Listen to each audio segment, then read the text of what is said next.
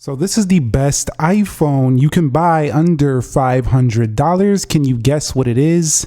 It's the iPhone 13 mini. You can now find the iPhone 13 mini for under $500. And this is quite the deal right now.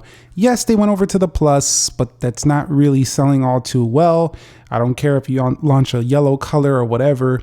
It's still not going to be the most popular. But if you're looking to buy a phone outright, you can find these things now on eBay for right around $500. So if you are looking for a steal of an iPhone, this is one I recommend. In this episode, we're going to talk to you why this one is that recommendation. By the end of this video, you're going to know why.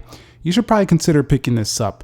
Number one is that this phone still offers you up basically the same kind of tech that you're going to get on an iPhone 14, but in a smaller package, something that you can hold in the hand very comfortably, one-hand this phone, and it's pretty much a rarity these days. There's not a lot of phones like this that feel this comfortable. Now, a lot of people will say it's too small. Well, this video is not aimed towards you if you're really obsessed with larger displays, but if you're willing to go down a little bit in size, 5.4 inches, once you get used to it, it's still plenty enough to use the phone day to day. Although it's nothing too large, it's not going to feel big.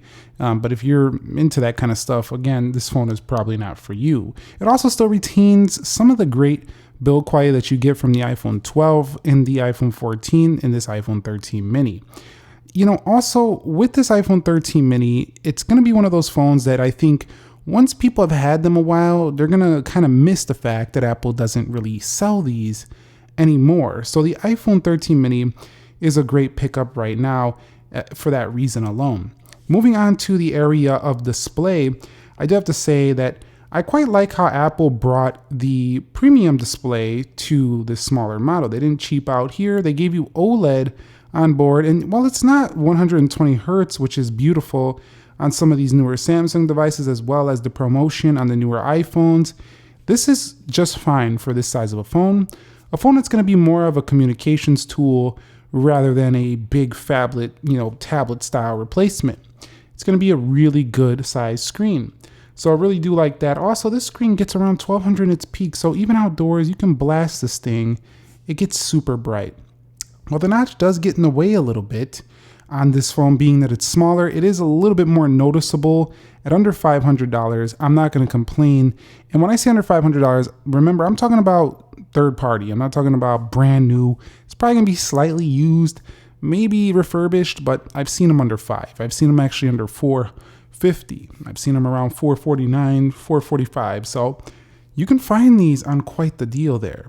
But yeah, that display, even though it's 60 hertz, it's still pretty darn good and pretty darn smooth and very well tuned and accurate. Also, it has really good viewing angles, so you're not going to notice nothing washing out on this panel. This is not like an iPhone XR or an 11 with those LCD panels. This has very deep contrast and very good, viewing angles. So if you're watching anything on any angle or anything like that, not that you would, I just want to mention that. It just makes for an all-around premium feel for this phone. Now, one of the biggest areas that makes this a really good deal is the chipset in here. How many phones besides the iPhone SE are you going to get your Apple A15 Bionic chipset on? Not many. This one does give it to you, and that's going to give you really fast performance. So when you are just opening things up, downloading applications, you'll just see this phone just basically flies through everything it does. And applications have been downloading fast for a long time. And while this one does offer up 4 gigabytes of RAM, it's not going to give you, that's not a dead pixel, by the way. That's some little crust something got on there, but that's not a dead pixel. But this thing will give you plenty of performance because Apple's still selling phones with the same chipset with that Apple A15 Bionic at 3.23 gigahertz and 4 gigabytes of RAM. I think at $500, this is a steal. Definitely OLED display.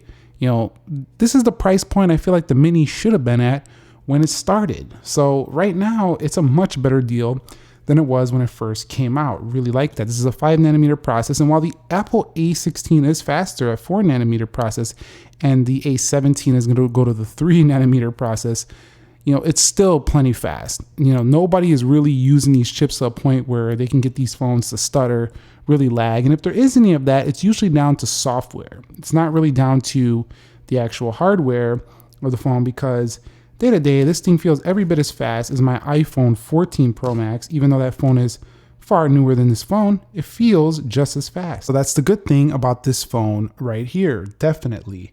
I will tell you also that because this phone has the same chipset as like an iPhone 14, you pick up this now at under 500, your software updates are coming in for quite some time. 16.3.1 is the current edition, but it's going to come in for quite some time, many years to come of software support. So not only are you going to save yourself $250 already, you wait a year on this, you're going to get it even cheaper. You're going to have such long support. I mean, it's amazing. Like before, you would always have to pay top dollar for an iPhone. Now, because there's so many of them, there's so many configurations, sizes, all that stuff, they're starting to become cheaper quicker as the new one comes out and people want to get rid of the old ones. So really good for you, definitely the consumer. Now, this phone also only comes with a base storage of 128 gigabytes. Also plays into your favor because no matter which one you go with, you're not getting less than 128 gigs. This means that you have plenty of space to go ahead and take your photos, go ahead and take your videos, and should have plenty of space for quite a few applications. Now, in today's day and age, everyone can fill this up, you know, if you're really pushing it, especially with the video. But it's pretty easy to go ahead and offload this stuff to a SSD external or your Mac. So I don't find this to be a big issue whatsoever. You also have cinematic video. And so while the Mini is not the biggest viewfinder out there, it's quite sleek. And I actually really like taking video with this camera because it's sleek and portable and it just feels super easy. As a matter of fact, it feels quite similar to the size of like a Sony camera screen. So I have this Sony camera display monitor over here I'm going to show you in a minute. This is actually a vlog monitor that goes to a Sony Xperia. And I'm going to show you how this looks. And you'll see that here's a vlog monitor and here is an iPhone mini.